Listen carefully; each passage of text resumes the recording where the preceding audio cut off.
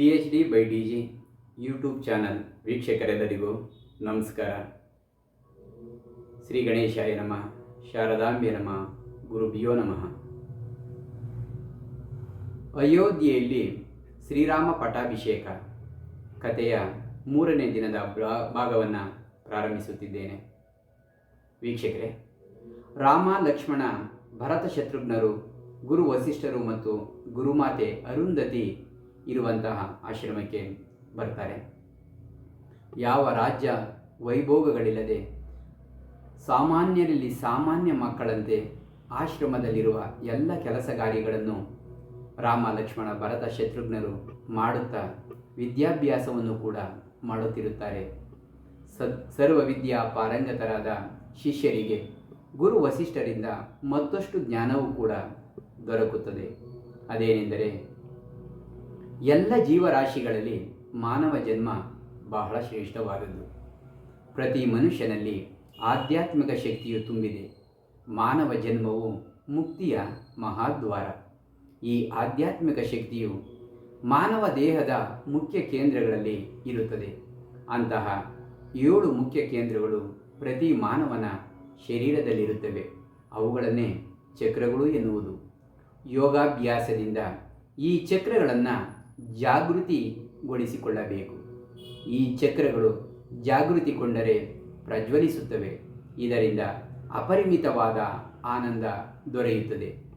ಚಕ್ರಗಳನ್ನು ಜಾಗೃತಿಗೊಳಿಸಿಕೊಳ್ಳದಿದ್ದರೆ ಮನೆ ತುಂಬ ಐಶ್ವರ್ಯವನ್ನು ತುಂಬಿಕೊಂಡಂತಹ ಶ್ರೀಮಂತ ಬಡತನದಲ್ಲಿ ಮಲಗಿದಂತೆ ಆಗುತ್ತದೆ. ಯೋಗ ಎಂದರೇನೆ ಎಂದು ಶ್ರೀರಾಮನು ಗುರುಗಳನ್ನು ಕೇಳುತ್ತಾನೆ. ಅದಕ್ಕೆ ಗುರುಗಳು, ಯೋಗ ಎಂದರೆ ಚಂಚಲವಾಗಿರುವ ಮನಸ್ಸನ್ನು ಒಂದೇ ಕಡೆ ನಿಲ್ಲಿಸುವುದು ಎನ್ನುತ್ತಾರೆ. ಸರ್ವಶಕ್ತಿ ಇರುವಂತಹ ಮನಸ್ಸನ್ನು ಹತೋಟಿಯಲ್ಲಿಟ್ಟುಕೊಂಡರೆ ಉತ್ತಮ ಕೆಲಸಗಳನ್ನು ಮಾಡಬಹುದು. ಪಾಪ ಪುಣ್ಯಗಳ ಅರಿವಿರುತ್ತದೆ ಎನ್ನುತ್ತಾರೆ. ಅದಕ್ಕೆ ಶ್ರೀರಾಮನು ಪಾಪ ಪುಣ್ಯ ಎಂದರೇನೆಂದು ಕೇಳುತ್ತಾನೆ. ಆಗ ಗುರುಗಳು, ಇತರರಿಗೆ ನೋವು ಕೊಡದೆ ಅವರನ್ನು ಪ್ರೇಮದಿಂದ ನೋಡುವುದೇ ಪುಣ್ಯ, ಇತರರಿಗೆ ನೋವು ಕೊಡುವುದೇ ಪಾಪ ಎನ್ನುತ್ತಾರೆ. ಈ ಪಾಪ ಪುಣ್ಯಗಳ ಕಾರಣದಿಂದ ಹುಟ್ಟು ಸಾವುಗಳ ಚಕ್ರದಲ್ಲಿ ಮನುಷ್ಯ ಸಿಲುಕಿಕೊಂಡಿರುತ್ತಾನೆ ಎನ್ನುತ್ತಾರೆ. ಅದಕ್ಕೆ ಶ್ರೀರಾಮನು ಇದರಿಂದ ಬಿಡುಗಡೆ ಹೊಂದುವುದು ಹೇಗೆಂದು ಕೇಳುತ್ತಾನೆ. ಆಗ ಗುರುಗಳು ಪಾಪ ಪುಣ್ಯಗಳಿಂದ ಬಿಡುಗಡೆ ಹೊಂದಬೇಕು ಎನ್ನುತ್ತಾರೆ. ಯಾವುದೇ ಕೆಲಸ ಮಾಡಿದರೂ ಪಾಪ ಪುಣ್ಯಗಳು ಇದ್ದೇ ಇರುವಾಗ ಮುಕ್ತಿ ಹೇಗೆಂದು ಕೇಳುತ್ತಾನೆ ಶ್ರೀರಾಮನು. ಅದಕ್ಕೆ ಗುರುಗಳು, ಮಾಡುವ ಕೆಲಸವನ್ನು ಫಲದ ಅಪೇಕ್ಷೆಯಿಲ್ಲದೆ ಮಾಡಿದಾಗ ಅದರಿಂದ ಪಾಪ ಪುಣ್ಯಗಳು ಬರುವುದಿಲ್ಲ. ಏಕೆಂದರೆ ಅದರ ಫಲದ ಮೇಲೆ ನಿನಗೆ ಅಪೇಕ್ಷೆಯೇ ಇಲ್ಲದಿರುವಾಗ ಅದರಿಂದ ಪಾಪವಾಗಲಿ ಪುಣ್ಯವಾಗಲಿ ಬರುವುದಿಲ್ಲ ಎಂದು ತಿಳಿಸುತ್ತಾರೆ.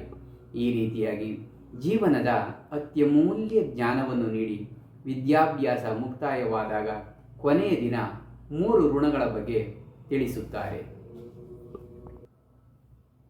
ಗುರು ವಸಿಷ್ಠರು ರಾಮ, ಲಕ್ಷ್ಮಣ, ಭರತ, ಶತ್ರುಘ್ನರಿಗೆ ಹೇಳಿದ 3 ಋಣಗಳೆಂದರೆ, 1 ದೇವಋಣ, 2ನೇಯದು ಪಿತೃಋಣ ಮತ್ತು 3ನೇಯದು ಆಚಾರ್ಯ ಋಣ.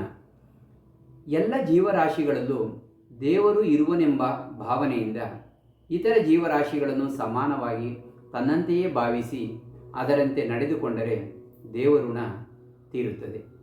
ತಾಯಿ ತಂದೆಗಳನ್ನು ನೋಡಿಕೊಳ್ಳುವಾಗ ತನ್ನ ಸುಖವನ್ನು ಬದಿಗೊತ್ತಿ ತಾಯಿ ತಂದೆಯರ ಸೇವೆ ಮಾಡಿದರೆ ಪಿತೃಋಣ ತೀರುತ್ತದೆ. ಮತ್ತು ಕೊನೆಯದಾಗಿ ಆಚಾರ್ಯ ಋಣ. ವಿದ್ಯೆ ಕಲಿತ ಶಿಷ್ಯರು ಕಲಿತ ವಿದ್ಯೆಯನ್ನು ನ್ಯಾಯ ಮತ್ತು ಧರ್ಮದ ಮಾರ್ಗದಲ್ಲಿ ಉಪಯೋಗಿಸಿಕೊಂಡರೆ ನೀವು ನನಗೆ ಕೊಡಬೇಕಾದ ಆಚಾರ್ಯ ಋಣ ತೀರುತ್ತದೆ ಎಂದು ಗುರುಗಳು ತಿಳಿಸುತ್ತಾರೆ. ಈ ರೀತಿಯಾಗಿ ಶಿಕ್ಷಣವನ್ನು ಜಗತ್ತಿಗೆ ಆದರ್ಶಪ್ರಾಯವಾಗಿ ಬದುಕುವಂತೆ ನೀಡಿ ರಾಮ, ಲಕ್ಷ್ಮಣ, ಭರತರನ್ನು, ಶತ್ರುಘ್ನರನ್ನು ಅರಮನೆಗೆ ಕಳಿಸಿಕೊಡುತ್ತಾರೆ. ವೀಕ್ಷಕರೇ, ಈಗ ಯೋಚಿಸಿ ನೋಡಿ, ನಮ್ಮ ದೇಶದ ಶಿಕ್ಷಣ ವ್ಯವಸ್ಥೆ ಹೇಗಿತ್ತು? ಬೇರೆಯವರಿಗೆ ಎಂದೂ ಕೂಡ ಕೇಡು ಬಯಸದೆ ಬದುಕುವ ರೀತಿಯನ್ನು, ಸತ್ಯ, ನ್ಯಾಯ, ನೀತಿ ಮತ್ತು ಧರ್ಮ ಮಾರ್ಗದಲ್ಲಿ ಬದುಕುವ ರೀತಿಯನ್ನು ಶಿಕ್ಷಣದಲ್ಲಿ ನೀಡುತ್ತಿದ್ದರು. ಅದಕ್ಕೆ ಹೇಳುವುದು, ರಾಮಾಯಣ ಕೇವಲ ಒಂದು ಕಥೆಯಲ್ಲ. ಶಿಕ್ಷಣ ಹೇಗಿರಬೇಕೆಂದು ಜಗತ್ತಿಗೆ ಸಂದೇಶ ನೀಡಿದಂತಹ ಮಹಾನ್ ಕಾವ್ಯ. ವೀಕ್ಷಕರೇ, ಮಾನಸಿಕ ನೆಮ್ಮದಿಗಾಗಿ PhD/DG ಯೂಟ್ಯೂಬ್ ಚಾನಲ್ನಲ್ಲಿ ಬರುವ ವಿಡಿಯೋಗಳನ್ನು ನೋಡಿ, ಲೈಕ್ ಮಾಡಿ, ಶೇರ್ ಮಾಡಿ ಮತ್ತು ಯೂಟ್ಯೂಬ್ ಚಾನಲ್ಗೆ ಸಬ್ಸ್ಕ್ರೈಬ್ ಆಗಿ. ಜೈ ಶ್ರೀರಾಮ್.